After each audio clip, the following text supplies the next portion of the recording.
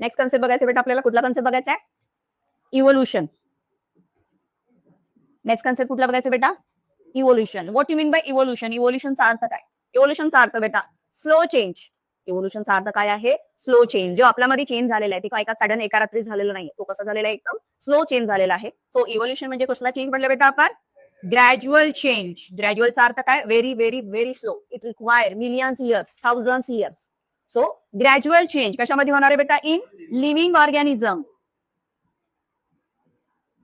Gradual change occurring in living organism. एकदा झाले की संपणार आहे का बेटा? नाही. आणि हा कुठं चालू असणार आहे?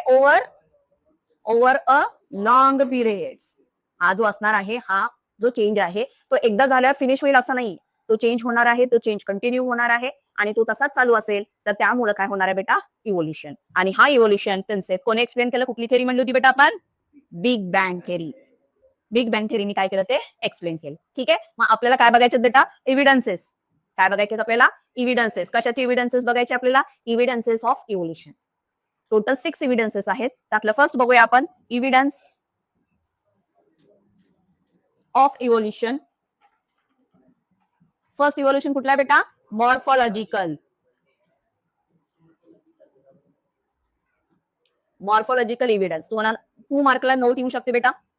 Right note on morphological evidence. So what you mean by morphology? Morphology means visible character.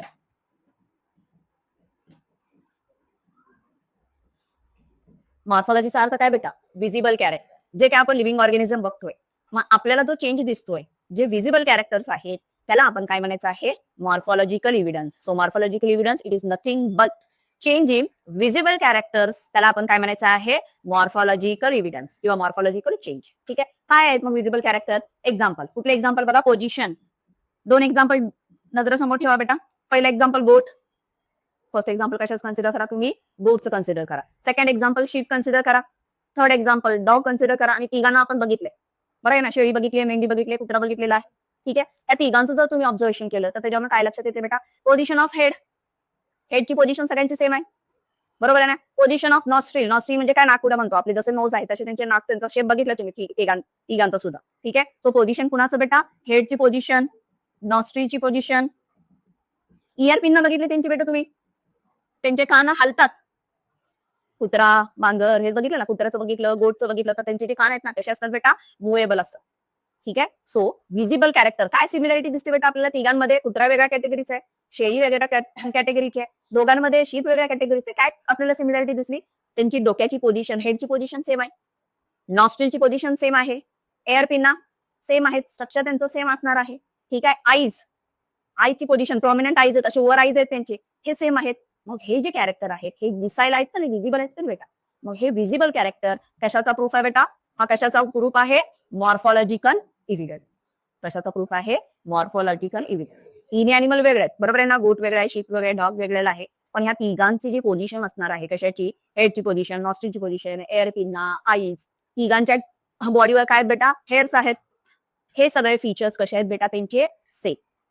आणि हे सगळे फीचर्स सेम आहेत, ह्याच्यावरनं आपण काय जज करू शकतो? हे जे 3 आहेत, 3 कुठले कुठले सांगितले? शिप, गोट, डॉग.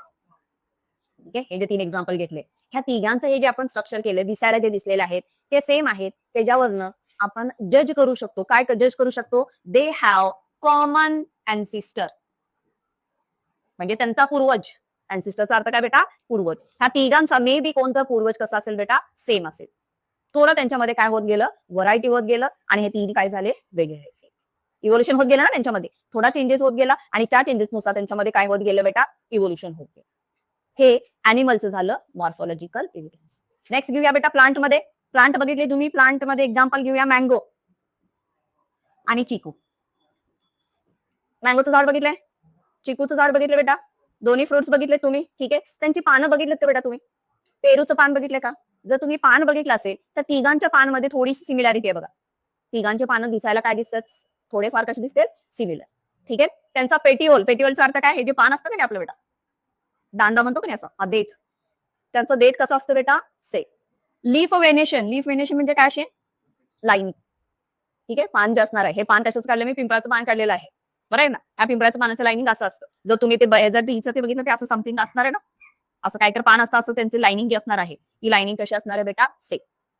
ठीक आहे, पान सेम आहे, पेटिओल सेम आहे, त्यांचं व्हेनेशन सेम आहे. ठीक आहे, पण फ्रूट वेगळे आहेत ना, हाईट वगैरे वेगळे आहेत. मग आपण असं म्हणू शकतो, हे जे मी एक्झाम्पल दिले मँगो, चिकू, यांचा सुद्धा अँसिस्टर कसा असणार आहे? कॉमन असणार आहे. हे कशात लिहू शकता तुम्ही? Morphological evidence. ठीक आहे, तो आपण काय बघतोय बेटा? इव्होल्युशन बघतोय. इव्होल्युशन मध्ये आपण किती एव्हिडन्स बघायचे? आपल्याला 6 एव्हिडन्स बघायचे आहेत. त्या 6 मधला पहिला कुठला स्टार्ट केला बेटा आपण? Morphological evidence. ठीक आहे, बघा हा पहिला स्क्रीनवर कुठला दिसतंय आपल्याला? Morphological evidence. मॉर्फॉलॉजिकल एव्हिडन्स म्हणजे सिमिलॅरिटी. कशामध्ये सिमिलॅरिटी? व्हिजिबल कॅरेक्टरमध्ये. त्या व्हिजिबल कॅरेक्टरमध्ये काय येणार आहे बघा? Structure of mouth. माउथचं इथं बघा उल्लेख घेतलेलं आहे. माउथचं स्ट्रक्चर सेम आहे का नाही? असे पॉइंटेड असं दिसणार आहे. त्यानंतर पोझिशन ऑफ आईज. आईच्या पोझिशन बघा सगळ्यांचे सेम आहेत. नेक्स्ट काय म्हणजे बघा? नॉस्ट्रिलचं स्ट्रक्चर. नाक बघा सगळ्यांचं सिमिलर आहे. देन पिन्ना, एअर पिन्ना, ताला त्यांचे पडतात, इकडं तिकडं होतात. एअर पिन्ना सेम आहे आणि बॉडी कशाने डिस्ट्रीब्यूट केलेली आहे? हेअर. ठीक आहे, सो मॉर्फॉलॉजिकल एव्हिडन्स पहिला काय हेडिंग लिहायचं बेटा? Morphological evidence means similarity in visible character. Second point, they animals मध्ये. Animal have similarity in structure of head, eyes, position of eyes, nostrils, ear pinna and their body distributed with the hair. एक hair म्हणा किंवा hair म्हणा.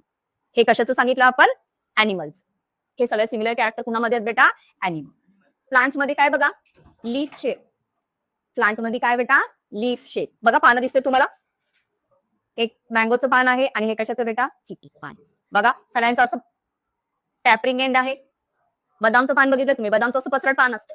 पिंपळाचं सुद्धा पसरट पान असतं. पण हे चिकूचं, मँगोचं पान कसं बेटा? असं टॅपरिंग निमुळतं असं पान आहे. असं पान आहे ना? ठीक आहे, सो काय सिमिलॅरिटी बेटा? लीफच्या शेप. व्हेनेशन. व्हेनेशनचा अर्थ काय बेटा? लाइनिंग. लाइनिंग त्याची कशी आहे बेटा? सेम. नेक्स्ट काय बेटा? पेटिओल. पेटिओलचा अर्थ काय सांगितले? देठ. ठीक आहे, so in plant there is similarity in leaf shape, leaf petiole, leaf venation.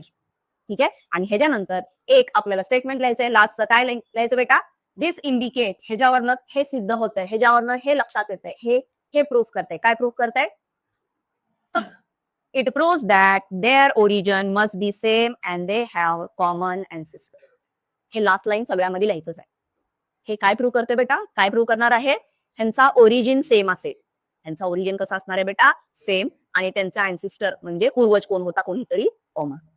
एवढं तुम्हाला कशामध्ये लिहायला लागेल बेटा? Morphological evidence. कळते का? काय काय मॉर्फॉलॉजिकल? हेडिंग स्टार्टिंग कुठनं करायचं? Morphological evidence.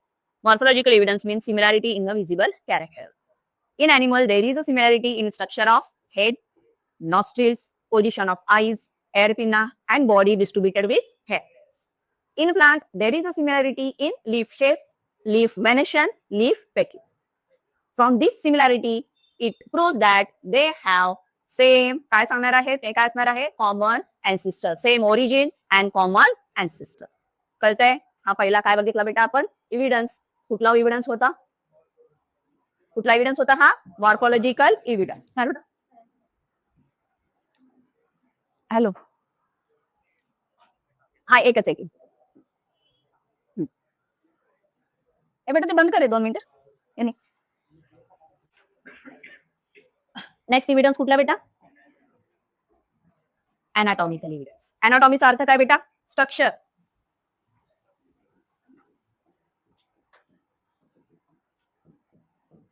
अनाटॉमिकल म्हणजे काय बेटा? स्ट्रक्चर. कशाचं स्ट्रक्चर असणार आहे? बोनचं, जॉईंटचं. स्ट्रक्चर कशाचं असेल बेटा? बोन्स आणि जॉईंट.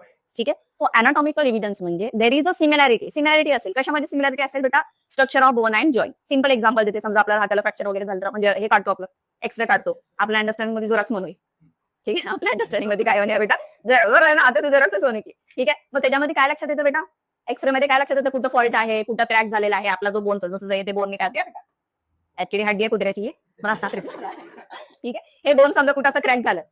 ठीक आहे, नॉर्मल कसं यायला पाहिजे? तो स्टँडर्ड बोन माहिती आहे आपल्याला. असं क्रॅक झालं तर लक्षात येते की आपल्याला त्या बोन मध्ये कुठं क्रॅक झालेलं, मग डॉक्टर तिथं फ्रॅक्चर वगैरे जे काय नाही ते करतो. मग असं काही अॅनिमल्स आपण बोन स्ट्रक्चर बघितली आणि बोनची जॉईनिंग बघितली. ठीक आहे, जर आपलं हाताचं घेतलं बेटा तर हाताचे आपले हे फिंगर आहेत का नाही? हे फिंगर आपण असे हे करू शकतो, होल्ड करू शकतो. होल्ड का करू शकतो? कारण की या फिंगर मध्ये आपले किती बोन्स असतात बेटा? असे छोटे छोटे 3. म्हणजे 3 बोन असतात ना. हे 3 बोन असतात, आपण असं काय करू शकतो? होल्ड करू शकतो. मग असे बोनचं स्ट्रक्चर, बोनची जॉईनिंग ही सिमिलर आहे. कुणाशी सिमिलर झाली बेटा? कुणाशी मॅच झालेली आहे? कॅट. आपलं कॅटशी काय मॅच आहे का बेटा? नाहीच का नाही. कॅटचा जो 4 लेग आहे, फ्रंट जे लेग आहे, त्याचं जर बॉन्ड स्ट्रक्चर बघितलं तर ते काय होतं बेटा, मॅच होतं. पण यूज सेम आहे का बेटा? कॅट चालती फॉर एक आपण काय करणार, हाताने काम करतो का नाही? ठीक आहे, कॅट तिचं वर्क मी करते, अलॉंग विथ दॅट तिचं काय यूज आहे बेटा, वॉकिंग आहे. यूज वेगळा आहे का नाही? स्ट्रक्चर तिचा 4 लेग आहे, आपला हँड आहे, आपलं बोन स्ट्रक्चर त्या कॅटचं 4 लेगचं स्ट्रक्चर सिमिलर आहे. आपला यूज वेगळा आहे, त्याचा यूज वेगळा आहे, पण जॉईनिंग कशी आहे बेटा, सेम. बरोबर आहे. दुसरं एक्झाम्पल, बॅट माहितीये, क्रिकेटची बॅट नाही, बॅट एक अॅनिमल आहे, माहितीये का? ठीक आहे, चमकात रात्री उडते बघा. ठीक आहे, मग ते बॅट जे आहे, ते बॅटचे जे पॅटर्जेम आहे, त्याचे जे पंख आहेत, ते पंख आहेत. आणि पंखचं जर आपण बघितलं बेटा, तर त्याची सुद्धा बोनचं स्ट्रक्चर, त्याचं बोनचे जॉईंट्स कसे बेटा, सिलिक. ते त्याचा यूज कशासाठी करणार, उडण्यासाठी. आपण तर उडू शकत नाही, आपला हातचा बेटा. ठीक आहे, सो अॅनाटॉमिकल एव्हिडन्स मध्ये काय बेटा, देर इज अ सिमिलॅरिटी. कशामध्ये सिमिलॅरिटी असेल बेटा, बोनच्या स्ट्रक्चरमध्ये, बोनच्या जॉईनिंग. आणि ही जी सिमिलॅरिटी आहे, ही सिमिलॅरिटी कुणाचं एक्झाम्पल घ्यायचं, ह्युमन हँड, कॅटचा लेग घ्या, ठीक आहे, 4 लेग घ्या. त्यानंतर काय बेटा, पॅटेजियम ऑफ बॅक. ह्या तिघांची काय झाली बेटा, मॅच झाली. मॅच झाली म्हणजे यूज मॅच झाला का? नो, यूज काय बेटा, वेगळा आहे. पण ह्याच्यावरनं काय सिद्ध होतं बेटा, हे तिघांचे बोन स्ट्रक्चर सेम आहे, जॉईनिंग सेम आहे, म्हणजे ह्यांचा ओरिजिन सेम आहे आणि अँसेस्टर काय असेल बेटा, कॉमन असेल. म्हणजे आपला तिघांचा, कुणाचा, कॅटचा, आपला त्या बॅटचा, कोणतर एक अँसेस्टर काय होता बेटा, कॉमन. हा कोण सांगतो बेटा, अॅनाटॉमिकल एव्हिडन्स. काय म्हणलं बघा, अॅनाटॉमिकल एव्हिडन्स मध्ये काय म्हणलं, एक्झाम्पल कुणाचं दिलंय, ह्युमन हँड. ठीक आहे, मी 4 लेग कुणाचं सांगितलं होतं, कॅटचं सांगितलं होतं, इथं कुणाचं दिलंय, ऑक्सचं, बैलच ना. ठीक आहे, बैलचं दिलंय. फ्लिपर ऑफ वेल, वेल मासा आहे, त्याचा ऑर्गन तो फ्लिपर. पॅटेजियम of bat. ठीक आहे, इथं स्ट्रक्चर दिलंय बघा. आपल्या हाताचं स्ट्रक्चर बघा, इथं बोन आहे, इथं बोन आहे, छोटे छोटे बोन आहेत, इथं बोन आहे, इथं बोन आहे, छोटे छोटे बोन आहे, ही जॉईनिंग बघा. ठीक आहे,